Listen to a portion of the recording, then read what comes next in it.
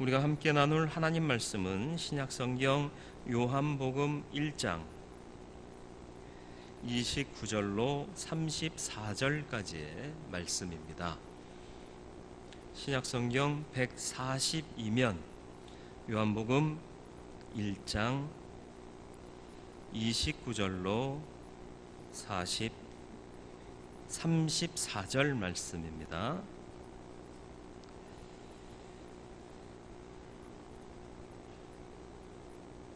말씀 봉독해 드리겠습니다. 이튿날 요한이 예수께서 자기에게 나오심을 보고 이르되 보라, 세상 죄를 지고 가는 하나님의 어린 양이로다. 내가 전에 말하기를 내 뒤에 오는 사람이 있는데 나보다 앞선 것은 그가 나보다 먼저 계심이라 한 것이 이 사람을 가리킴이라.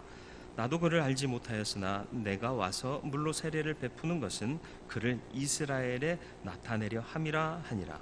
요한이 또 증언하여 이르되 내가 보매 성령이 비둘기같이 하늘로부터 내려와서 그의 위에 머물렀더라.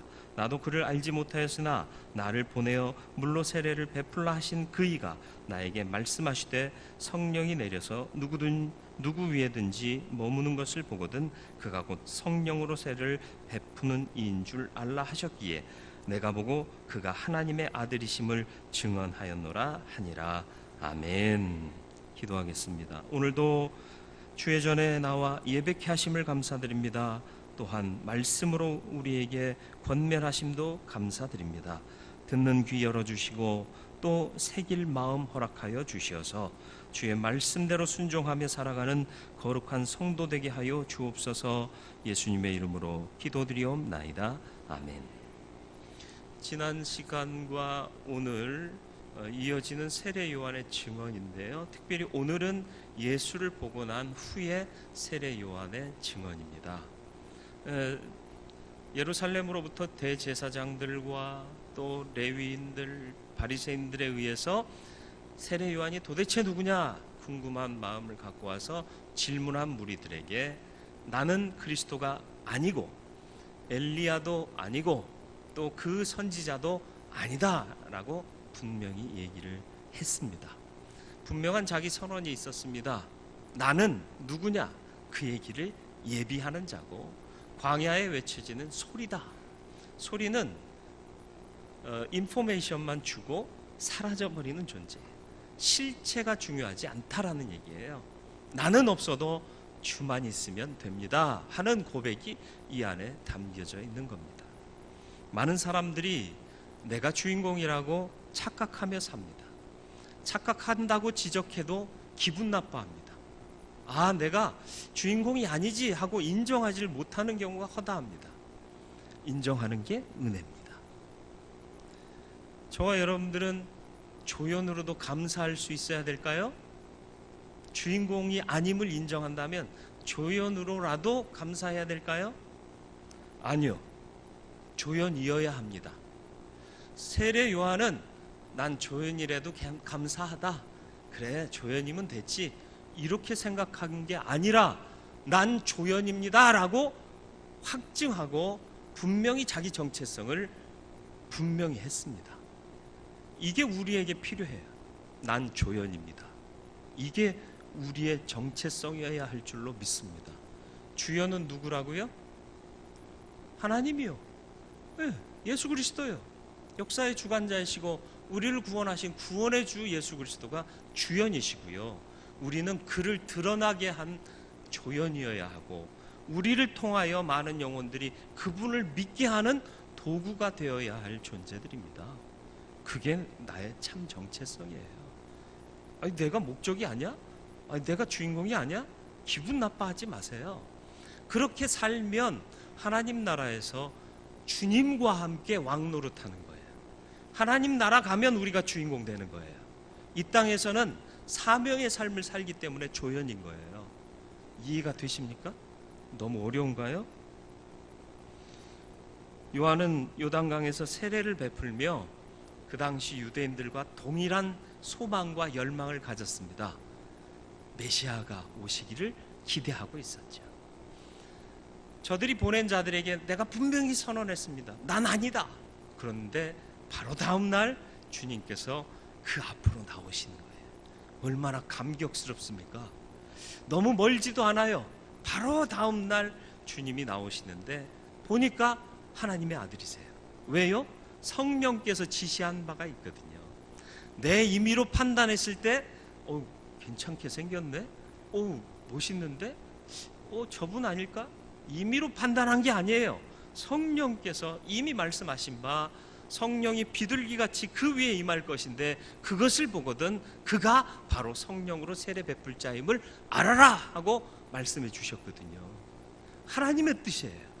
철저히 하나님의 뜻입니다.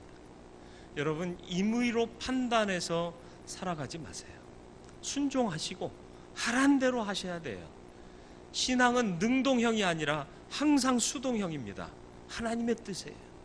예배 드릴 때에도요, 우리가 예배가 시작되기 전에 찬양하잖아요. 아니요, 예배가 시작되기 전에 찬양이 아니라 찬양으로부터 예배는 시작된 겁니다. 하나님을 찬양하는 거예요. 내가 잘 모르는 노래인데? 그러면 가사라도 크게 외치세요. 하나님이 음정 박자 틀렸다 땡 하고 오디션 프로그램 하시는 분 아니잖아요. 마음으로 고백하는 찬양을 기뻐 받으시는 거예요. 몰라도 가사가 은혜 되지 않습니까? 그러면 그 가사로 하나님께 온전히 드려야 돼요. 여러분, 장례식장 가서 조문하실 때요, 이 조의금부터 내시고 이름부터 쓰십니까? 틀린 방법이에요. 먼저 가서 예의를 표하고 그 죽은 영혼에 대해서 우리 믿는 자들은 하나님께 그 영혼이 부탁되어지기를 기도하는 거죠. 그리고 나서 그 유족들과 인사하고 나서 부의금을 내는 거예요. 근데 많은 사람들이 부의금부터 내니라고 먼저 해야 할 거를 놓친단 말이에요. 무슨 얘기인지 아시겠어요? 장례 때 잘하시라는 얘기가 아니라 예배 때에도 우리의 마음이 누구를 먼저 향해 있어야 되느냐. 사실은 예배 때는 와서 하나님께 먼저 집중해야 돼요. 성도의 교제 시간이 예배 시간 안에 있잖아요. 그때 서로 인사 나누고 또 덜 나누고 못 나눈 사람은 예배 후에 성도의 교제를 하는 거예요. 그래서 제가 한 서너 번 예배 끝나고 바로 나가지 마시고 5분 동안 예배당에 머물러 계십시오 했던 거 기억이 어렴풋이 나실지 안 나실지 잘 모르겠는. 그게 뭐냐 하면 성도의 교제 그때 하시라는 거예요. 물론 연약한 지체라 목사님 앞으로 지나갔는데 목사님이 탁 찬송만 부르고 아는 척도 안 해. 그럼 상처받을까 봐 저도 가끔씩 뒤에 있다가 악수를 청하고 인사는 해요. 그러나 원칙은요, 하나님께 집중하는 거예요. 찬양으로부터 주님께 집중하고 주님을 찬양하고 높이는 거예요. 잘 몰라요? 몰라도 괜찮아요. 가사 따라 부르세요. 그러다 보면 그게 내게 또 익숙해집니다. 저는 언제부터 찬양 다 배웠나요? 복음성가 저 모르는 복음성가 할 때도 있어요. 그러면 일단은 기분 나빠요. 왜 좀 쉬운 거 하지 저렇게 어려운 거 하나. 근데 따라해요. 가사 불러요. 그러다 보면 자꾸 듣다 보면 그 안에서 또 음정 깨닫게 되고 음정 안에서 가사 고백하면 또 그게 더 은혜가 되고 그러면서 배워가는 거지. 내 아는 것만 하면은 무슨 의미가 있겠어요? 아닙니까? 그래서 항상 나는 주인공이 아니다. 하나님이 하라시면 하는 사람이다. 그런 마음으로 열어놓으셔야 돼요. 닫으시면 안 돼요. 여러분 다 배우셨어요? 하나님을 다 아시나요? 그렇게 예배하는 거 아니잖아요. 오늘은 어떤 말씀 주실까? 하나님께서 어떤 은혜를 내게 또 부어주실까? 또 부어주시는 거 가지고 채워나가야죠. 그리고 이미 내 생각 속에서 잘못 인식됐던 것들은 부어주시는 새 은혜로 인해서 밖으로 버려내야 되는 거예요. 자꾸 깨뜨려져야 하나님이 소성시켜 주시는 겁니다. 완고한 것이 죄라 말씀하시지 않습니까? 여러분 완고해지시지 마세요. 부드러워지세요. 인간은 완벽하지 못해요. 선택했는데요, 안 될 수도 있어요. 오히려 나쁜 결과가 올 수 있어요. 그렇다고 그게 악입니까? 아니요. 하나님을 믿고 하나님께 의탁하면 그걸 통해 하나님은 또 다른 선을 우리에게 허락하십니다. 제가 예전에 군대에 있을 때, 군목으로 있을 때요, 돈을 좀 모았거든요. 많이 아니에요. 걱정하지 마세요. 많이 모을 돈도 없어요. 저는 그런데 사기당해가지고 한순간 날려버렸어요. 그때 무슨 얘기했다고요? 입에서 제일 먼저 나온 얘기가 에이 헌금할 걸. 목사가 그따구 생각을 한 거예요. 얼마나 참 창피한 일입니까? 그런데요, 그게 악한 사건으로 끝났느냐? 그 사건 이후로부터는 난 있을 때 헌금해야 된다, 있을 때 사용해야 된다, 있을 때 드려야 된다, 그런 교훈을 하나님이 주셨어요. 그러니까 그 돈백도 안 되는 돈이었습니다. 걱정하지 마세요. 그거 날리고 나서 깨우친 바가 뭐예요? 인색하지 말자. 하나님에 대해서 인색했다가 나중에 후회한다. 그리고 하나님께 드리지 못하고 빼앗긴 후에 후회하는 인생 되지 말고 있을 때 하나님께 드리고 충성하자, 이런 마음 갖게 하셨단 말이에요. 그러니까 이게 빼앗김으로 오히려 더 큰 은혜를 받은 것 아닙니까? 우리 일하면서 실수해서 돈 날릴 때도 있고요, 건강 날릴 때도 있습니다. 그게 다 악한 일이 아니에요. 그 안에서 하나님의 은혜를 발견하면 그게 은혜의 역사고 감사할 일이 되는 거예요. 많은 사람들이 장례식장 가면 기독교인들, 특히 목사가 하는 멘트에 시험 든다고 그래요. 감사합니다. 또 장로님들은 기도하죠. 목사님들은 울지 말라고 그러죠. 슬퍼하지 말라고 그러죠. 남들은 슬퍼 죽겠는데 정작이 안 믿는 사람들은 그렇단 말이에요. 너무 매몰찬 거 아니냐? 모르니까 그래요. 근데 우리는 알잖아요. 죽음이 끝이 아니고 비로소 영원한 생명의 시작이고 내가 주인공 되는 시점이라니까요. 주님과 함께 하나님 나라에서 왕노릇하는 시점이 죽음 그 이후에 주어지는 생명이에요. 죽음 너무 두려워하지 마세요. 그렇다고 인생 함부로 살라는 얘기 아니에요. 이게 우리의 믿음이 되어야 할 줄 믿습니다. 요한이요, 유대인들과 동일한 마음으로 메시아를 간절히 기다렸어요. 근데 오세요. 오시는데 말씀하신 그대로 성령이 그 위에 임하십니다. 막 이게 가슴이 터질 벅찬 그런 감격이 있지 않습니까? 여러분도 그런 감격을 주님 바라볼 때 느끼셨나요? 느끼시게 되기를 주님의 이름으로 축원드립니다. 이건 세례 요한만 느꼈던 감격이 되어서는 안 되고요, 오늘 이 시대를 사는 내가 받아야 할 감격입니다. 왜 그 감격이 사라졌을까요? 보라, 세례 요한이 말씀합니다. 여러분 도대체 뭘 보고 사십니까? 무엇을 보느냐에 따라서 내 가치관과 내 삶의 의미가 달라진다는 거 아시나요? 악한 이들을 보면요, 분노만 생겨요. 악한 이들을 자꾸 만나다 보면 사람이 이상해져요. 아시나요? 정신과 의사들이요, 잘 만나서 얘기해 보세요. 이 사람의 이상해요. 의사인데 이상해요. 맨날 그런 사람 보니까 그래요. 그래서 다윗이요, 마음을 정하기를 시편 16편에 나의 모든 즐거움이 누구에게 있다? 악인들에게 있는 게 아니라 성도들에게 있다. 성도들은 존귀한 자다. 하나님을 믿는 온전한 믿음이 그들에게 있으니 난 그들만 보련다 하는 마음을 시편 16편에 담고 있잖아요. 그리고 마지막에 그가 고백하는 고백이 뭡니까? 주께서 내게 생명의 길을 보이시리니 내가 생명의 길을 보는 거예요. 여러분 뭘 보고 계세요? 세례 요한이 예수를 보자마자 무리들에게 외칩니다. 보라! 보라. 뭘 보고 계세요? 세상 보고 계십니까? 남들 화려하게 사는 거 그거에 눈 맞추고 계십니까? 아니면 여러분이 그리고 있던 어떤 그 가치를 바라보고 계십니까? 아니요, 그러지 마세요. 주님 보세요. 여기서 보라 하는 것은 그냥 보여지는 거 그냥 한번 봐봐. 야, 경치 멋지잖아, 한번 봐봐. 저 양반 잘생겼잖아, 한번 봐봐. 그런 보라가 아니에요. 주의해서 보라는 거예요. see 아니고요, look 역시 아닙니다. look도 관심 갖고 보라는 뜻이기도 하지만 그걸 뛰어넘어서 attention 하라는 거예요. 주의해서 보라는 거예요. 면밀히 보라는 거예요. 왜? 생명의 주님이시니까. 그분 보면 생명의 역사가 나에게서 나오는 거예요. 좋은 거 보면요, 항상 여유롭고 너그러워져요.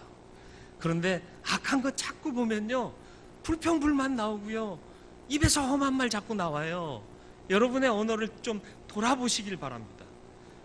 이 말하는 저는 천사의 언어만 하나요? 여러분 안 보는 데서는 험악한 말 잘해요. 예, 왜 그랬겠어요? 악한 것 보니까요. 그때마다 기도해요. 하나님, 내 눈이 또다시 잘못된 것을 바라봅니다. 주님 보게 해주옵소서. 사도 바울의 고백 보세요. 감사하고 감격하고 기뻐하고. 왜 그럴 수 있었죠? 감옥에 갇혀서도요, 자유한 자들에게 기뻐하라, 네? 감사하라 그러잖아요. 여러분 감옥에 갇혀서 그런 말 할 자신 있어요? 왜 그래요? 감옥이란 환경 안 보고요, 어디에서나 주님 보는 거예요. 얻어 터져도 감사한 거예요. 얻어 맞아도 기뻐하는 거예요. 왜요? 주님 바라보니까. 보라, 뭘 보시겠습니까? 저와 여러분들이 보는 것이 무엇인지 확인하실 수 있기를 바라요. 네? 주님 바라보면 뭐가 감동되세요? 성육신이요.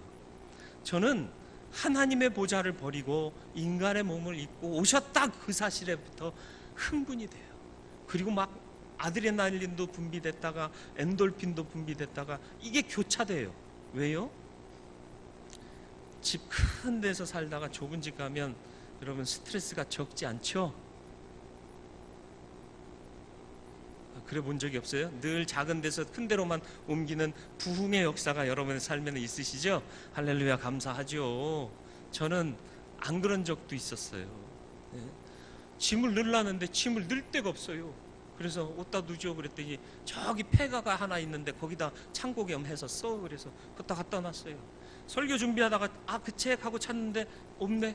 그러니까 폐가로 가가지고 박스들 뜯어가 박스도 못 풀었어요. 뜯으면서 이 박스 아니래 그러면서 책 찾는데 몇 시간 보내고, 그리고 딱 찾아갖고 와가지고는 그 몇 줄 보고는 덮고 꽂는 거예요. 그때 무슨 생각했을까요? 그때 교인들이 목사님 사신 데가 좁아서 어쩌죠? 그런 말 하면 제가 뭐라고 그랬을까요? 가증스러운 웃음과 함께 이렇게 잘뿐만 있어도 감사하지요. 속에서는 부화가 나죠. 짐도 제대로 못 풀어서 책꽂이 하나 제대로 못 놓고 책 찾으려면은 몇 분을 뛰어가가지고 몇십 분을 찾아서 겨우 쭉 뽑아가지고 와서, 제가 그 과거의 아픔을 여러분이 이해하라 그 얘기하려는 게 아니라, 인간은요 좋은 환경에서 열악한 환경으로 가면 불평 나오고요, 견디기 힘들고요, 괴로워해요. 집만 그렇게 좁아져도 스트레스 받는데, 하나님은 누구세요? 예수 그리스도는 누구셨다고요? 하나님과 본체셨어요. 제약이 없으셨어요. 부족함이 없으셨어요. 영광만 받으시면 되는 분이었어요. 그런데 인간의 옷을 입고 오셔서 아픔, 슬픔, 괴로움 다 당하실 뿐만 아니라 고난 당하시고 말 같지도 않은 인간들한테 고통 당하셨잖아요. 왜요? 우리를 살리려고, 우리를 구원하려고요. 그것만 생각하면 여러분 가슴이 찢어지도록 감사하지 않으세요? 도대체 뭘 보고 사세요? 왜 감사가 없지요? 여러분의 눈이 주님을 보실 수 있기를 바라요. 보라! 그냥 하지 말라. 룩도 아니다. 어텐션 해라 말이지. 주님이 누구신지를 좀 진지하게 생각하며 그분을 바라봐라 말이지. 그러면 방만할 수 없어요. 임의대로 살 수 없습니다. 교만해질 수도 없어요. 그렇지 않습니까? 뭘 본 거죠? 하나님의 어린 양이요. 하나님의 어린 양이라는 뜻이 뭘까요? 당시 유대인들에게 어린 양은요, 제물로 바쳐지는 순전하고 흠없는 것이었습니다. 그런데 그 어린 양이 하나님의 어린 양입니다. 하나님의 뜻에 철저하게 쓰임받게 되는 하나님의 소유요, 하나님의 뜻을 따라 존재하는 어린 양이었다. 맞습니다. 예수의 겟세마네의 기도를 보세요. 내 뜻대로 마옵시고 아버지의 뜻대로 되기를 원하나이다. 철저히 아버지의 뜻이잖아요. 하나님의 뜻이잖아요. 이런 하나님의 어린 양을 봐라 말이지. 너희의 정체성은 뭐냐 말이지. 하나님의 백성이라고 하면서, 하나님의 소유된 자라고 하면서 과연 하나님의 뜻대로 순종하고 있느냐? 세례 요한은 보라! 세상 죄를 지고 가는 하나님의 어린 양이다 라고 말하고 있는 거예요. 세례 요한이 이 멘트를 어떻게 했을 거라고 생각하세요? 보라, 세상 죄를 지고 가는 하나님의 어린 양이로다. 전 그렇게 했을 거라고 생각하지 않습니다. 저처럼 이렇게 흥분해가지고 저보다 더 흥분했을 거예요. 사무쳤으니까 보라 하면서 막 침 팍 튀어. 하나님의 어린 양, 우리를 위하여 고초 당하시고 고난 당하시면서도 묵묵히 인내하셨습니다. 우리는 조금만 고통이 있어도 설레발이 치잖아요. 나 죽을 뻔했다고. 들어보면 죽을 뻔하지는 않았어요. 그렇잖아요. 우린 너무 과장법을 써요. 그리고 내가 당하는 고통이 제일 심각하잖아요. 아니에요. 그렇지 않습니다. 하나님의 어린 양, 이사야 53장 7절 말씀이요. 그가 곤욕을 당하여 괴로울 때에도 그의 입을 열지 아니하였으며. 우리는 곤욕 당하면 내가 얼마나 억울한 줄 알아? 내가 얼마나 괴로웠는 줄 알아? 입 열고 싶어 하잖아요. 마치 도수장으로 끌려간 어린 양과 털 깎는 자 앞에서 잠잠한 양같이 그의 입을 열지 아니하였도다. 입을 열지 않는 게 은혜입니다. 여리고성 점령할 때요, 하나님이 뭘 명하셨죠? 아무 말도 하지 마라. 입을 열면 무슨 말 나올까요? 처음에는 믿음의 언어가 나와요. 근데 더 듣다 보면, 더 하다 보면 인간적인 언어가 나오는 거예요. 그러니까 그 입 다물어야 돼요. 은혜로 변화되어야 여는 입에서 하나님 찬양이 끊임없이 나오는 거죠. 저와 여러분의 입술은 끊임없이 하나님을 찬양할 수 있는 하나님의 사람다운 입술이 되기를 주님의 이름으로 축원을 드립니다. 봐라, 뭘 봐라? 하나님의 어린 양, 흠 없이 또 아무 죄 없이도 우리를 구원하시기 위해 하나님의 뜻을 수행하면서 어떤 불만이나 어떤 아픔의 소리도 내지 않았던 그 하나님의 어린 양을 보라는 거예요.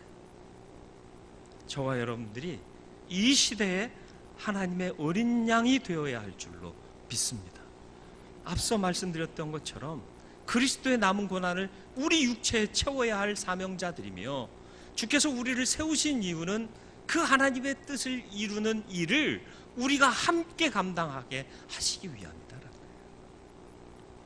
이 하나님의 어린 양이 왜 존재한다고요?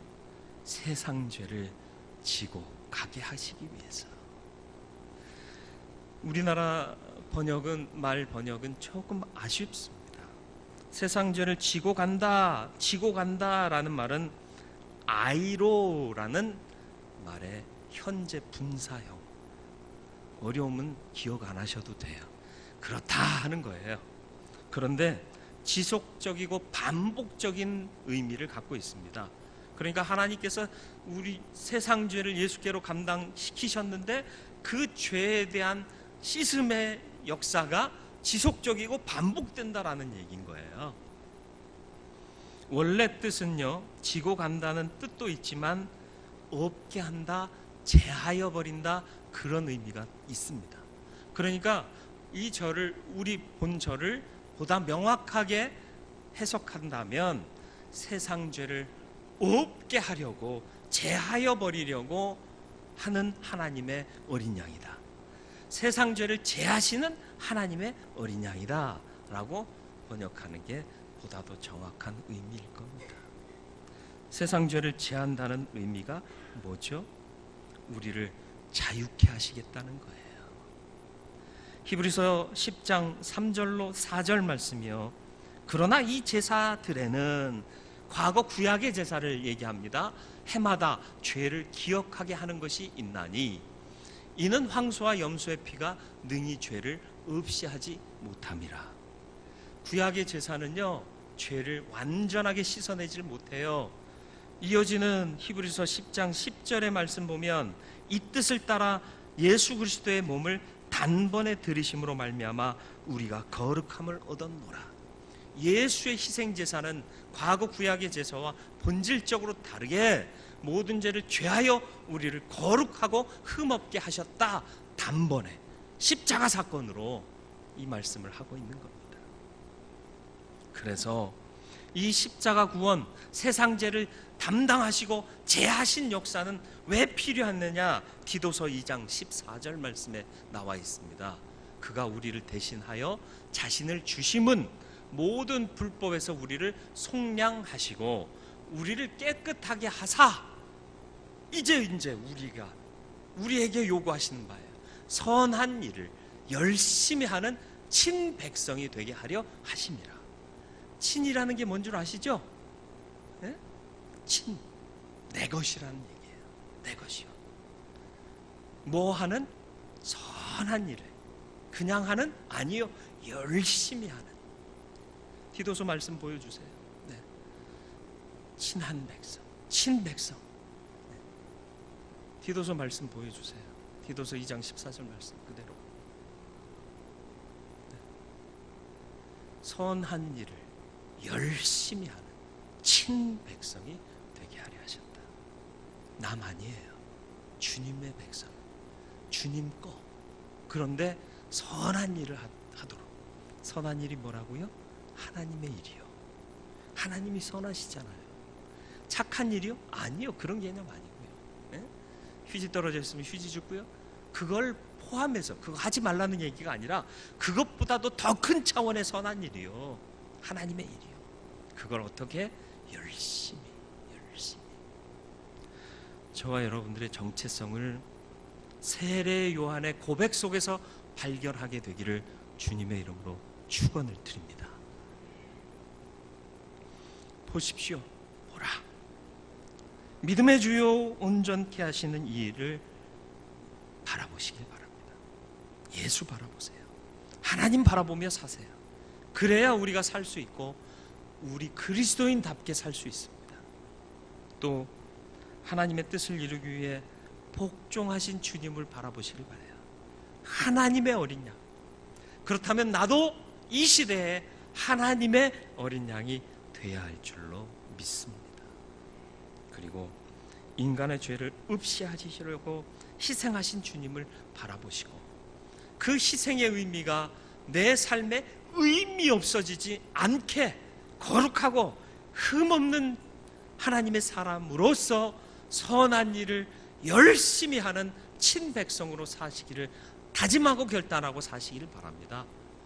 완전히 그렇게 되어질 거다라는 얘기가 아니라 되어가는 존재가 되시라는 말이에요. 아유, 나는 해도 안 되네. 아니요. 해도 안 되니까 또 하고 될 때까지 하셔야 되는 거예요. 그렇게 살아가는 저와 여러분이 되어서 하나님의 영광을 나타나게 하는 하나님의 사람이 되시길 바랍니다. 예배에 실패하지 마세요. 그리고 신앙생활에서도 임의로 판단하고 살지 마세요. 하나님께서 교회를 통하여 또 주의 종을 통하여 역사를 통하여 말씀을 통하여 교훈하신 대로 순종하며 사세요. 그러면 그 순종의 값이 하나님께로부터 여러분에게 직접 지어질 줄 믿습니다. 기도하겠습니다. 말씀을 생각하시면서 좀 기도하기를 바랍니다. 주님, 내가 뭘 보고 있었죠? 주님 바라봐야 했는데 세상 바라봤네요. 그래서 좌충우돌하며 온전한 그리스도인으로 살지 못했습니다. 주님, 이제 결단합니다. 주님 바라보게 해 주옵소서. Look, see, 아니요, attention. 주의 깊게 주님 바라보겠습니다. 그리고 하나님의 어린 양이신 예수 그리스도 바라보겠습니다. 나도 이 시대에 하나님의 어린 양 되게 하여 주시옵소서. 세상 죄를 지고 가셨습니다. 우리로 거룩하고 흠없게 하시기 위해, 세상 죄를 없이 하시기 위해, 제하시기 위해 그 고통과 순환을 받으셨습니다. 이 큰 은혜를 내가 받았는데 받은 자답게 거룩하고 흠없는 순전한 자 되어서 선한 일에 열심을 내는 하나님의 친백성이 되겠습니다. 같이 기도하겠습니다. 거룩하고자 부르신 아버지 하나님, 내가 하나님 편에 선 자 되게 하여 주옵시고 주님만 바라보는 하나님의 사람 되게 하여 주시옵기를 간절히 바라고 나오니 주여 역사하여 주옵시고 온전한 은혜를 우리에게 허락하여 주시어서 이 시대에 하나님의 어린 양으로서 주의 영광을 드러내고 주의 역사를 드러내고 주의 일을 감당하는 내가 될 수 있게 도와 주시옵소서. 주님 손에 붙잡힌 바 되게 하여 주시옵소서. 우리를 사랑하셔서 성육신 하시고 흠 없는 제물 되셔서 단번에 완전한 제사를 허락하여 주시어서 우리로 거룩한 자 만들어 주셨는데, 이는 하나님의 선한 일을 열심히 감당하는 하나님의 친백성 삼으시고자 함입니다. 하나님, 내가 움직이지 않으면, 하나님의 뜻대로 순종하지 않으면 이 어두운 세상 변화되지 않습니다. 주여, 이 시대 하나님의 일꾼답게 일어서게 하시고 일하게 하시고 충성하고 헌신하고 희생하게 하여 주옵소서. 예수님의 이름으로 간절히 기도드리옵나이다. 아멘.